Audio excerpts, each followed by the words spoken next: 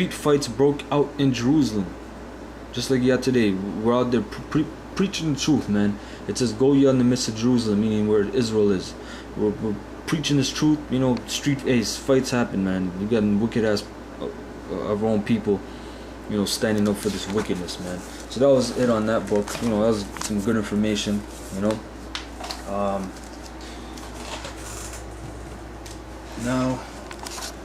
let me see. Yeah, so I'm gonna go to this other book. Alright, it's called Pictorial History of the Jewish People. Alright, updated edition by Nathan Azubel. Alright, so let's go to page 77.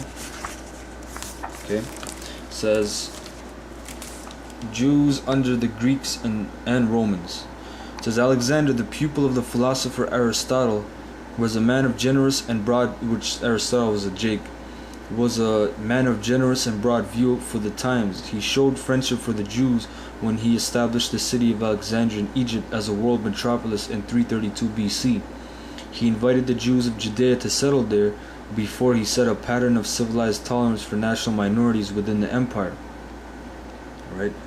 It says this fact should help dispel the myth so widely believed that the dispersion began with the destruction of Jerusalem in 70 AD. There is ample evidence that during the last Hellenistic period, for instance, there were some 3 or 4 million Jews in Palestine, and even more than that number living in foreign countries. Even more than millions of Israelites living in 4 countries. In fact, according to the Jewish philosopher Philo of Alexandria, there were more than 1 million Jews living in Egypt in his day. 250,000 of them in the city of Alexandria alone. Actually, more Jews lived in that former metropolis than in all the Jewish city of Jerusalem, which had a population of about 200,000. Alright, here it says, ironically enough, just as other peoples were being assimilated by Jewish life and ideas, Jews in their turn, whether in Judea itself or in other countries, were rapidly assimilating Greek culture.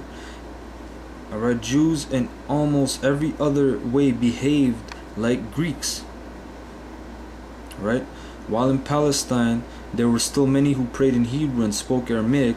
Outside the country, almost all Jews had adopted Greek as their language. That's where you get the word Hellenista. Alright? They wore Greek dress and took Greek names, such as Theodotus, Menelaus, Jason, and Lysimachus. It says a time came when Jews were no longer able to understand Aramaic, nor for that matter read Hebrew. That is why the Hebrew Bible had to be translated into Greek. It says Jewish writers and scholars became facile practitioners in all the fields of general Greek culture. They were philosophers, like I told you. 7 sages, Aristotle, Hippocrates, alright? Poets, historians, rhetoricians, and even mural painters. Alright? Some information. Alright. Now let's go to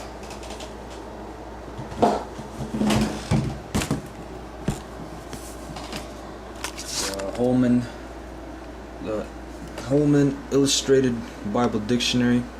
Alright.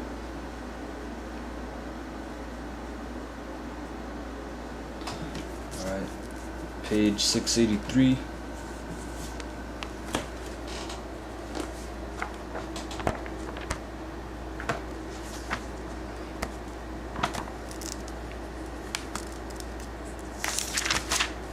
So this is under Grecian.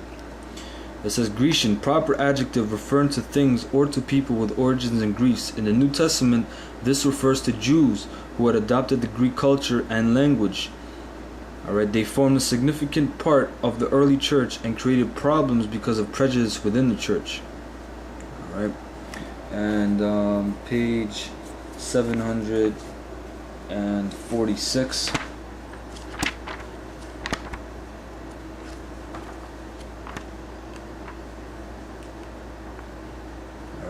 this is under Hellenism. Okay, it says the Ptolemies instituted a gentle policy of Hellenization, primarily through education and language. The Hellenistic culture of Alexandria strongly impacted Jewish and Christian communities. It says while Jews thrived in Alexandria under the Ptolemies, the Palestinian Jews faced harsher Hellenization by the Seleucid dynasty. This forced Hellenization peaked during the reign of Antiochus IV, who sought to destroy Jerusalem, it's like a Judaism, attacking on the Sabbath day and desecrating the temple in Jerusalem. The account of the Jews' resistance led by the Maccabee family. Now down here you gotta read this properly. It says the early church experienced tension between Hellenized Jewish believers and traditional Palestinian Jews. Why? Because you had Israelite foreigners, Hellenized Jewish believers. That's where you get the Hellenista and Hellen from. The Israelites that spoke Greek but knew they're Israelites, and Israelites that didn't know they were Israelites, had Greek names, had dressed Greek, and they were just coming in. And the traditional Palestinian Jews, which were the circumcision, they said, who are these, publicans and sinners and that, these barbarians, that you sit with. That's exactly the early church, the so-called Christian church, the followers of Yahushua. It says Gentile believers challenged some Jewish traditions, leading to a conflict resulting in the Jerusalem Council. Alright, so this is, important information, because there was tensions in the church between Israelite foreigners and Israelite, traditional Israelites, circumcision. This is, the Pharisees and such. And today you have that same problem. Except now, the Israelite foreigners, they don't look like they're Israelites, because that's a curse. And really, it's a stumbling block between traditional Jews. Like who be the traditional Jews today? Gehenna, private Gehenna. All right, Zabak. These assholes out here, All right. Now, I'm gonna look up Grecian under a program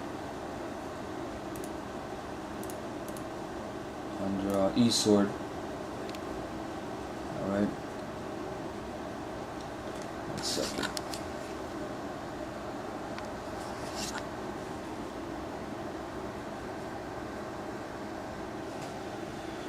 Okay.